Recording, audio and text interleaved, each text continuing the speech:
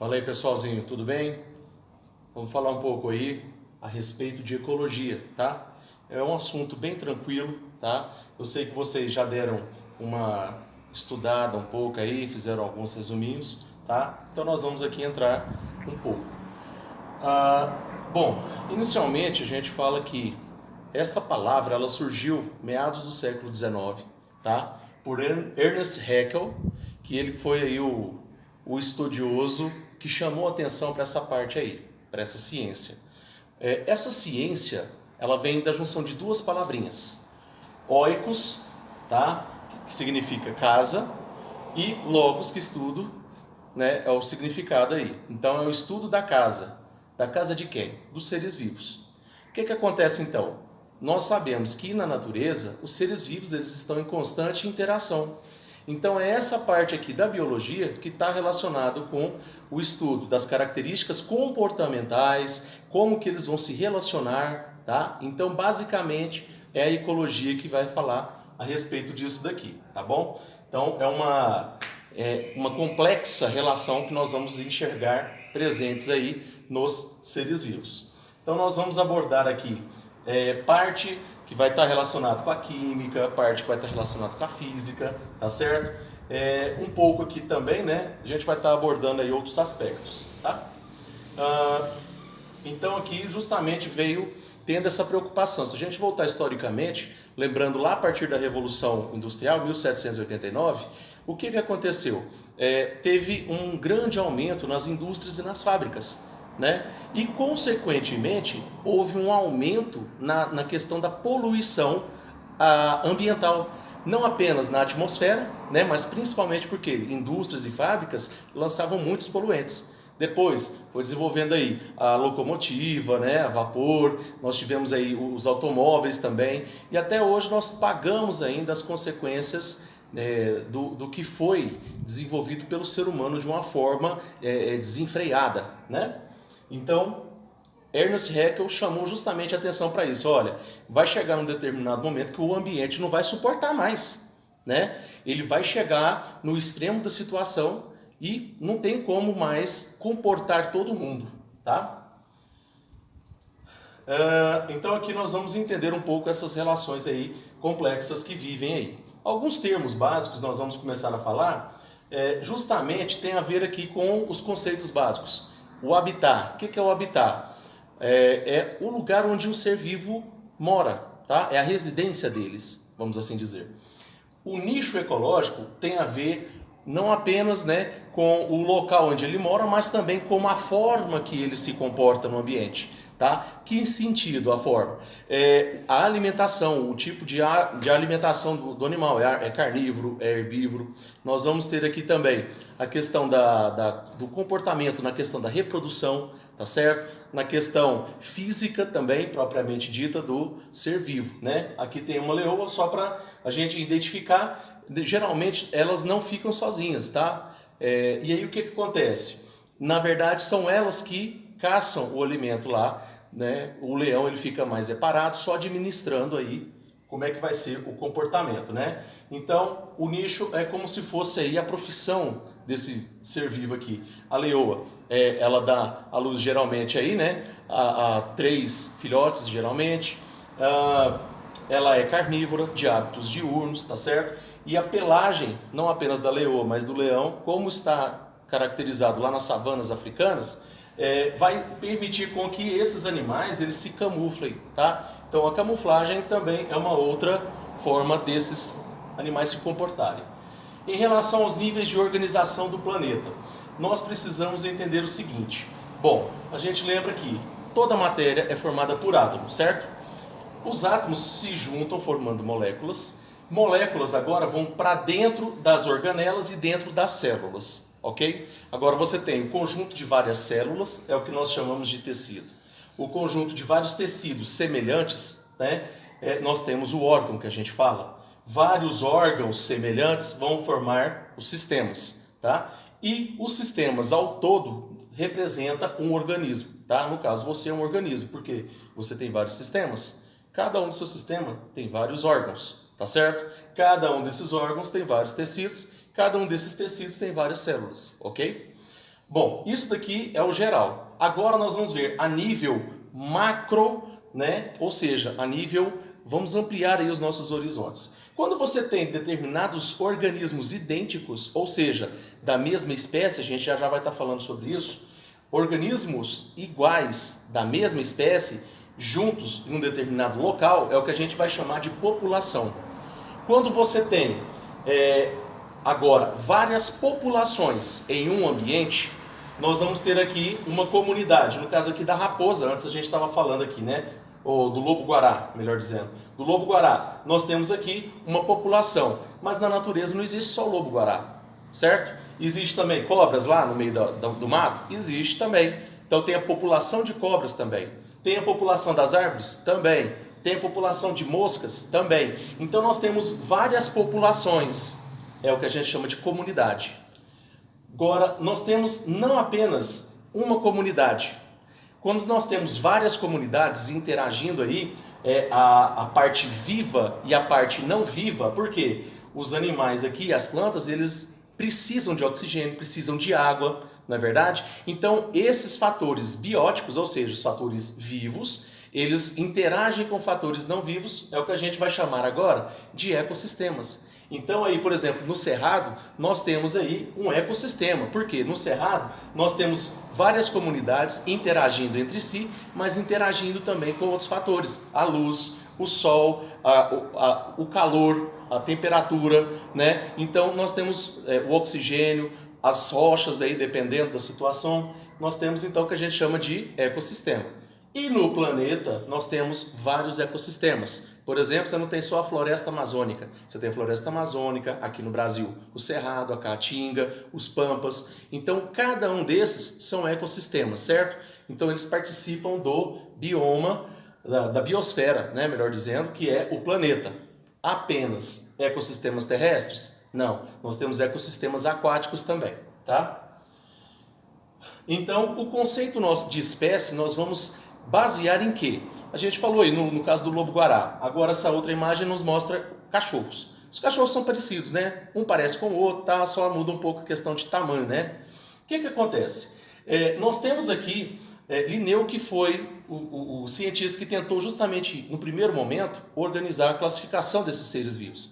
Tá? De acordo com o quê? Com critério de morfologia. Eram parecidos? Ó, beleza.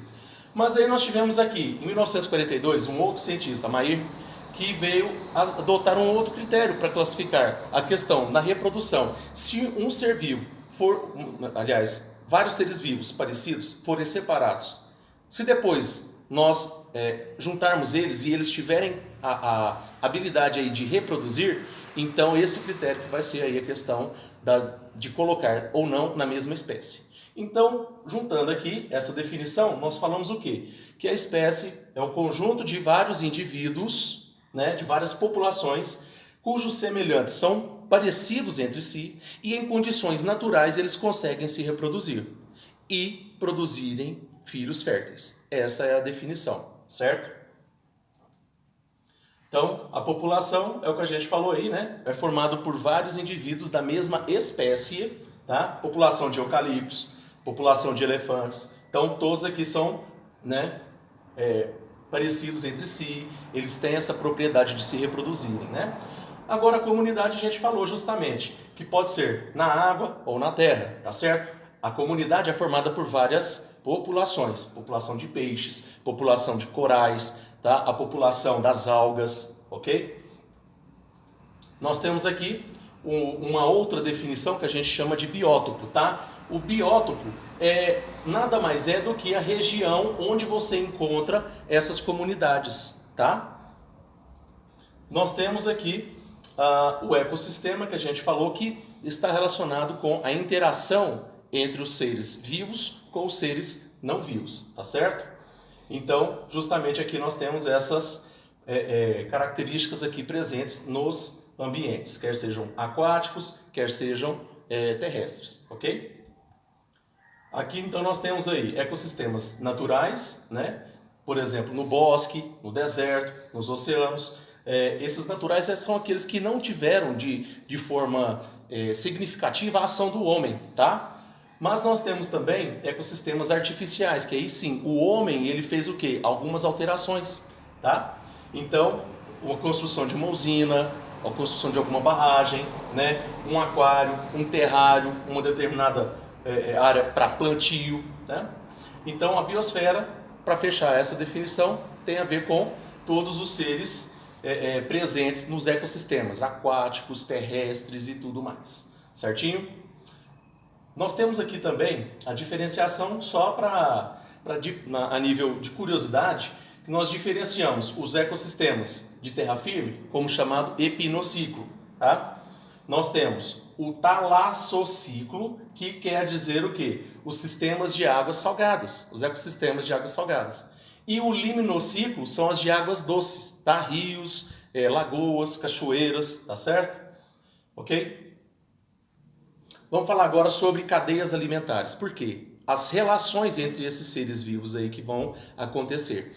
Nós precisamos ver o seguinte: os níveis tróficos dos seres vivos, eles podem ser classificados de 3 grandes grupos, tá? De 3 grandes formas. Quais são eles? Os produtores, os consumidores e os decompositores, tá? Os produtores, o nome já fala, são aqueles organismos que produzem o quê? Alguma coisa, no caso, a energia química deles. Na verdade, eles transformam a energia química do Sol em energia química, certo? Através do processo da fotossíntese. Nós temos quem não produz, consome, né? Você não produz seu próprio alimento. Então, você vai consumir algum tipo de alimento, certo? Quer seja uma planta, quer seja uma carne, então você vai se alimentar. Então, você é um consumidor. Nós podemos classificar esses consumidores de acordo com o tipo de alimentação. Quem come exclusivamente plantas, herbívoros. Quem come exclusivamente carnes, carnívoros. Quem come plantas e carnes, onívoros. Quem come restos, né, de animais, restos de plantas, não no sentido de estarem podres, tá? Mas são os detritívoros. Por exemplo, o urubu, né, ele come o quê? O resto, né, que sobra lá da carne, né? Mas nós temos aqui também uma outra classificação de acordo com a posição na cadeia ou na teia alimentar. Quem se alimenta primeiro vai ser chamado de consumidor primário, ou seja, uma gazela que vem se alimentar aqui, ela é classificada como um consumidor primário. E o consumidor secundário, ele se alimenta do consumidor primário. Uma onça pode vir e se alimentar, né, da gazela aqui no caso. E o terciário, ou de terceira ordem também que a gente fala, né? Um jacaré, por exemplo, a onça vai beber a água, de repente sai um jacaré lá do meio do rio e acaba pegando ela. Entendeu? Então pode ser isso daí também classificado. E por fim, os decompositores, eles são aqueles organismos representados pelas algas, pelas bactérias e pelos fungos. Eles fazem a reciclagem, né, da matéria orgânica, resto de planta. Agora sim, a fruta estava madura, caiu no chão, apodreceu. Quem entra em ação? Os decompositores. Eles limpam o ambiente e eles devolvem os nutrientes de volta para o solo. Por quê? Para os produtores reutilizarem novamente. Ok? Então nós vamos ver justamente que ao longo dessas relações haverá transferência de energia. E essa transferência de energia começou com quem? Com o Sol transferindo a sua energia para as plantas. Lá nas folhas que acontece a fotossíntese. Aonde? Dentro dos cloroplastos, tá? Especificamente na clorofila, que é o que dá a pigmentação verde para a cor da folha, ok? Então nós vamos ver aqui a diferenciação entre os organismos autótrofos, que são os produtores. Auto quer dizer para si mesmo, né? E trófos é a questão do nível trófico, né? Como que é? É alguém que produz para si mesmo, né? Então, aqui nós temos aí plantas, algas e as algas azuis, ou também chamadas de cianobactérias. Nós temos os organismos heterotróficos ou heterótrofos, que são aqueles que não fazem o alimento. São quem? Os consumidores e os decompositores, tá? Então aqui, como que eles se relacionam, né? Se for de uma forma direta, simples, que não tem muita, como é que fala? Divisão de fluxo de energia que a gente vai estar falando, nós vamos ter uma cadeia alimentar. Então, nós temos aqui, por exemplo, nós vamos começar sempre com os produtores, certinho? Produtor passa a energia dele para quem? Para o consumidor primário, no caso o boi, ele é um herbívoro, né? A energia do boi vai ser passada para quem? Para o carrapato se alimenta do sangue. Então o carrapato é consumidor secundário. Quem se alimenta do secundário é o terciário. Então aqui o anum é um consumidor terciário. Tem outra forma da energia passar aqui? A energia passa do capim para o carrapato direto? Passa do capim para o anum? Também não. Então o que acontece? Nós temos uma só direção, é uma cadeia alimentar. Algo bem simples. O fluxo de energia, então, a gente representa através das setas a passagem da energia, de onde está vindo para onde vai, certo? E quem entra em ação aqui para todo mundo? Os decompositores. O boi, quando ele vai comer lá o capim, às vezes alguma parte da grama, né, cai lá e fica por lá. Quem entra em ação? Decompositores. O boi perdeu pelo, né? Quem entra em ação? Os decompositores. O passarinho aqui foi voar, perdeu uma pena. O que acontece com essa pena? Os decompositores entram em ação. Então não precisa de eu estar representando obrigatoriamente os decompositores? Não precisa. Você já tem que saber que eles estão atuando em seres vivos. Não interessa, tá? Então aqui nós temos o exemplo de cadeias aquáticas e terrestres aqui também para a gente mostrar. Tem outra direção possível nesse caminho aqui? Tem outra direção aqui possível para a energia passar? Tem outra direção aqui também, além dessa? Nesses casos, não. Então, é uma só direção, é o que a gente chama de cadeia alimentar, certinho? E a teia? A teia, se a gente lembrar de uma teia de aranha, ela não tem uma só direção, certo? Tem várias direções. Então, aqui na teia alimentar, nós vamos falar que a energia pode percorrer de diversas formas, ou seja, diversos caminhos. Então, em uma teia alimentar, eu tenho várias cadeias alimentares, certo? Então, olha aqui, por exemplo, a verdura aqui. A verdura pode unicamente ir para o caminho do coelho e depois para o gavião? Não. Do coelho pode passar para quem? Para a cobra. Do coelho pode passar para a onça.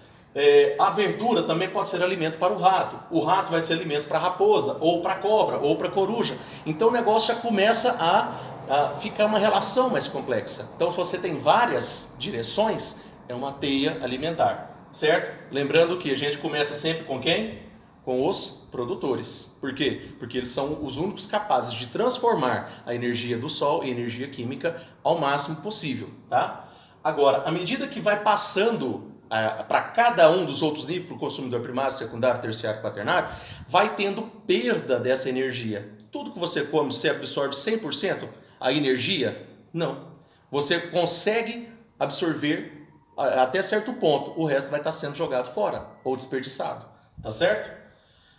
E note o seguinte também, é interessante, o que aconteceria, por exemplo, com a população de gavião, caso não tivesse mais o coelho? Não tem mais o coelho, o que vai acontecer com o gavião aqui agora? Ixi, não tem coelho, vai faltar, vai morrer de fome? Ele pode até no primeiro momento dar uma diminuída, mas depois ele vai ter que se alimentar de quem? De outros seres, ele vai ter que se virar, certo? Mas veja bem, deixa eu só voltar aqui nas cadeias, que aí vocês vão ver melhor essa explicação aqui para vocês. Aqui, nesse exemplo nosso aqui, o que aconteceria aqui, ó? Pegar aqui, acabou o ratinho, não tem mais o ratinho. O que vai acontecer com a população de gafanhotos? Vai aumentar? Vai, não tem mais o predador dele.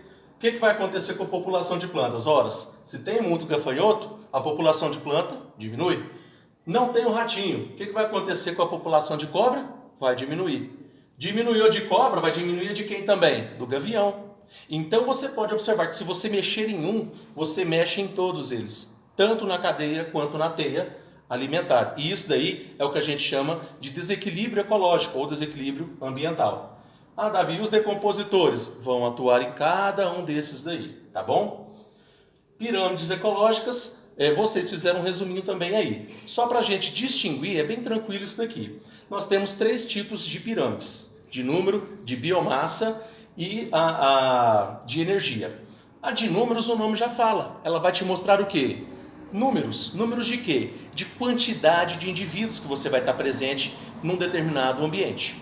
Tá? No caso aqui, por exemplo, nós temos aqui 5.000 espécies de plantas, sei lá, 5.000 indivíduos. Tá? Indivíduos. O que acontece? É o produtor. É a base da cadeia alimentar aqui, certo? Essa base vai ser alimento para quem? Para os consumidores primários. Você tem aqui 700 gafanhotos, tá? Pode ser da mesma espécie ou pode ser de espécie diferente. Não interessa, está te falando que tem o quê? Vários gafanhotos, 700. Depois, isso daqui vai ser alimento para quem? Para sapo. O sapo então é chamado de consumidor secundário. Quantos sapos tem? 30. Então isso daqui está mostrando para a gente o quê? A questão de quantidade de indivíduos. A pirâmide de números, ela pode ser direta ou invertida. Invertida aqui, a base. Por exemplo, você pode ter em uma árvore várias formigas. Ali está lagartas, né? Mas eu vou colocar formigas. Em uma árvore você pode encontrar inúmeras formigas, certo? Então, uma árvore pequenininha é a base. Mas, sei lá, você vai encontrar aí, sei lá, 500 formigas, né? O formigueiro lá e tal, fazendo o seu ambiente, né, para morar lá. E aí, quem pode vir se alimentar? Pode ser aranha? Pode ser aranha. Umas 5 aranhas, por exemplo? Pode. Aqui no caso nosso, está aqui 20 pássaros se alimentando de 700 lagartas. Então você pode observar que a de números pode ser direta ou invertida, tá? A de biomassa, ela pode ser invertida? Pode também, tá? Ela pode ser direta ou ela pode ser invertida, não precisa se preocupar. Mas a pirâmide de biomassa, ela vai te mostrar a massa do ser vivo em questão. Quantos quilos que você tem de capim, no caso aqui o feno, por exemplo. Quantos quilos de feno você tem? Você tem 1 tonelada de feno. O feno vai ser alimento para o bezerro é o consumidor primário, tá? O consumidor primário, por exemplo, o bezerro, ele tem a massa dele é aproximadamente, sei lá, de 250 quilogramas, tá? E esse bezerro, depois ele pode ser alimento para o homem aí de aproximadamente, no caso nosso aqui, de 80 quilos. Então você pode observar que a pirâmide de biomassa, ele vai te contar, é só você pensar, biovida, massa é a quantidade de matéria de um ser vivo. Então, quando você coloca na balança, você mede a massa, entendeu? Então, aqui é a massa de quem? Do ser vivo em questão, ok? Agora, por fim, a pirâmide de energia, ela não pode ser invertida. Ela não pode ser invertida. Por quê? Ora, o maior nível trófico de energia será o produtor.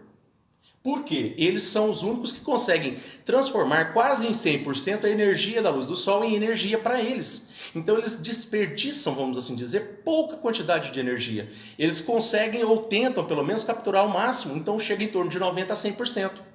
Agora, à medida que essa energia vai passando para os demais, vai tendo perda dessa energia. Então, o pré-A aqui no nosso caso, ele vai conseguir pegar só essa quantidade de energia. O resto ele não consegue. E mesmo assim, ele vai gastar energia para fugir de um predador, tá vindo uma enxurrada, ele tem que correr. Então, não interessa, ele vai gastar energia também, certinho? Então, aqui vai mostrar pra gente como que está sendo aí a passagem da energia entre os seres vivos, ok? Bom, bons estudos aí para vocês. E a gente se fala aí na próxima aulinha nossa, ok? Abraço!